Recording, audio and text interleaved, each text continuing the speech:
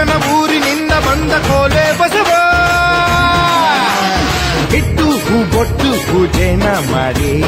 ಕೊಟ್ಟು ತಂಬಿಟ್ಟು ಬಯಸಿದ್ದು ಬೇಡಿ ಬಂದ ಬಂದ ಬಂದ ಬಂದ ಬಂದ ಬಂದ ಬಂದ ಬಂದ ಕೋಲೆ ಬಸವ ಅರೆ ಅನ್ನದಿಂದ ಚನ್ನದಿಂದ ಶಿವನ ಊರಿನಿಂದ ಬಂದ ಕೋಲೆ ಬಸವ